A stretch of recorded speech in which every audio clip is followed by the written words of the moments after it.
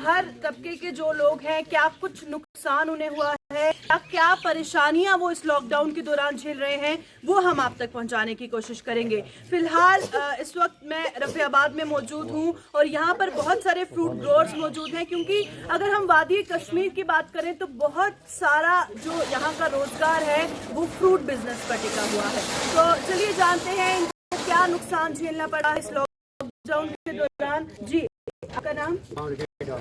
गुलाम जी, किस तरह से जो ऑर्डर लॉकडाउन का आ रहा है, किस तरह का माहौल बना हुआ है, पर क्या कुछ परेशानियां फ्रूट ग्रोअर्स हैं कश्मीर के उनको हो रही हैं? मैम, एक हमारे स्टेट में जो भी फ्रूट निकलता है उसका 90% डिस्ट्रिक्ट बारामूला में निकला है। बारामूला डिस्ट्रिक्ट का जो भी फ्रूट उसका 70% from Rafiabad constituency and Jangera, specially from Rafiabad. जो फ्रूट है इसमें it depends upon lot of this season from March to May. जो भी अगर हमारे फ्री साइड यहाँ भी दवाइयाँ अगर वो ठीक नहीं होंगे तो हमारे फूड को इसका असर पड़ता ही पड़ता है। एक तो ये वेदर की प्रॉब्लम है, दूसरा जो पेस्टिसाइड या जो दवाइयाँ सेब के लिए होती हैं वो ना अच्छे नहीं आ रहे हैं, वो ठीक नहीं आ रहे हैं। उनकी एक प्रॉब्लम है कि कंपनियां ठीक नहीं दवाई देती हैं। गवर्नमेंट जो है, जो एग्रीकल्चर यूनिवर्सिटी या हॉर्टिकल्चर डिपार्टमेंट है, वो इसका अच्छी तरह जांच नहीं ले रहे हैं कि इफेक्टिव है। लास्ट ईयर भी ये प्रॉब्लम होगी, लास्ट ईयर भी, और इस साल people were expecting good crop of the fruit, लेकिन क्रॉप अच्छा नहीं हुआ।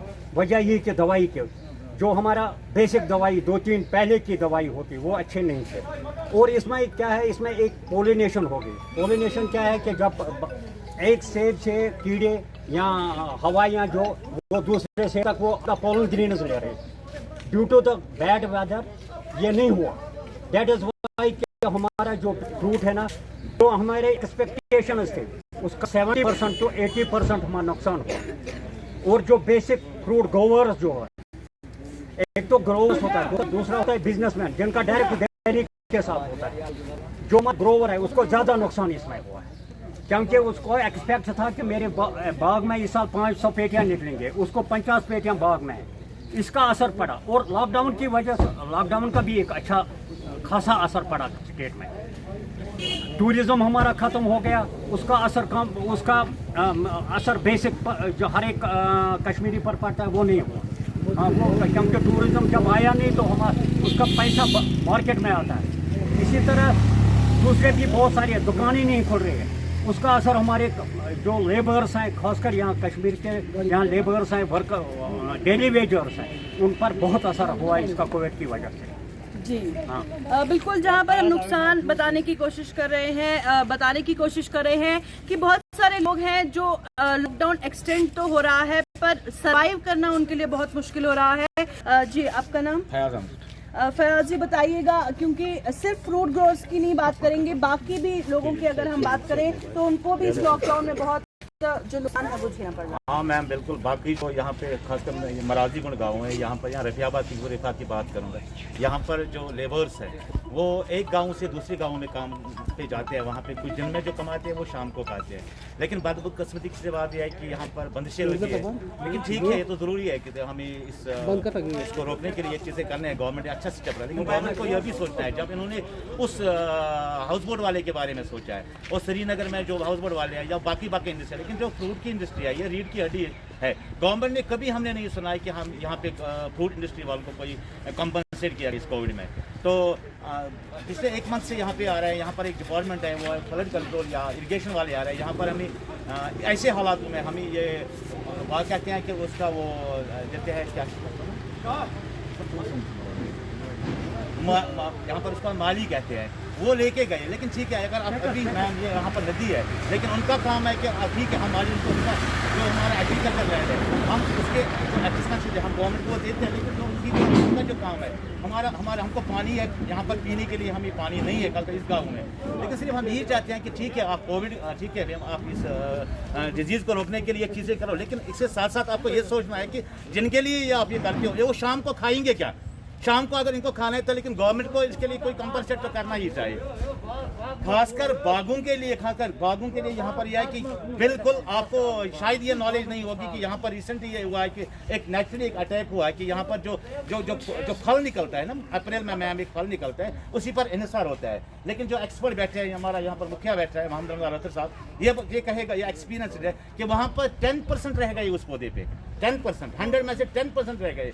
तो हम इसको बिफोर अवेयर करते हैं गवर्नमेंट को कि हमको आने वाले वक्त में क्या क्या प्रॉब्लम फेस करने पड़ेंगे, क्योंकि जो हमने व्यापारी से पैसे, हमने दिल्ली से पैसे लाए हैं, करोड़ों में पैसे लाए हैं, इस बिना पे लाए कि हमारे पौधों पर इतना फल आएगा। लेकिन इस वक्त हमारा यह हाल है कि उन पर 10% रह गया। लेकिन जो पैसे जो लाए हमने, हम ये तो बिल्कुल डीसी बारामूला जो भी यहाँ पर आपकी चैनल से ये सुन रहे होंगे, हमारा ये मुतालबा है कि इस पर ध्यान दीजिए। बाकी तो ठीक है, लेकिन आप खुद कह रहे हैं कि रीढ़ की हड्डी है, इतना मतलब टोल इसकी बातें करते हो, लेकिन ग्राउंड लेवल पे, इंडिविजुअल लेवल पे ये तो मर रहे हैं ये फार्मर्स यहाँ पे, ये बाग वाले। इनके लिए ये ध्यान दीजिए कि उनके कम से कम उनके लिए कुछ कंपनसेट होना चाहिए। बाकी हम तो लॉकडाउन के साथ हैं, हम इसके खिलाफ नहीं है, लेकिन थोड़ा सा ये करना है कि अगर इंडिविजुअली कोई लेबर दूसरे गाँव में जाना चाहते हैं, हमारे यहाँ पर टेक्निकल लेबर्स हैं, मैंने अभी आपको कहा, वो नहीं जा सकते दूसरे गाँव में, वो इंडिविजुअली जा सकते, कुछ दिन में कमा सकते, शाम को खा सकते। थोड़ा सा डीपली इसका सर्वे करना चाहिए कि कैसे कैसे ये हैंडल करना है। बाकी एक्सपीरियंस के बारे में, हमारे जो एक्सपीरियंस है फ्रूट की, तो हमारा मोहम्मद साहब आप यहाँ पे बैठे हैं, ये कहेंगे।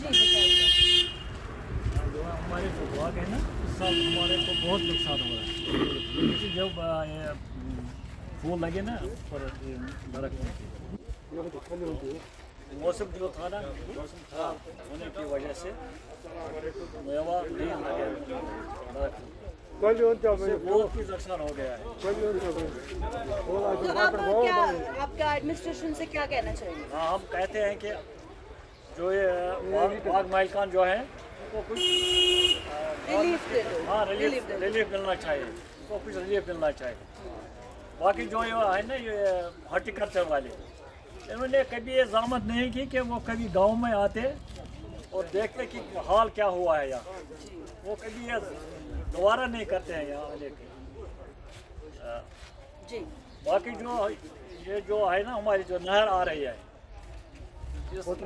वतरगाम से जो नहर आ रही है, जो इस सिंचाई के लिए हमें दान के लिए सिंचाई के लिए होती है ना, वो पानी होता है, वो नहर जो बिल्कुल खराब खस्ता पड़ी है वहाँ। फोटो हाथ में जी।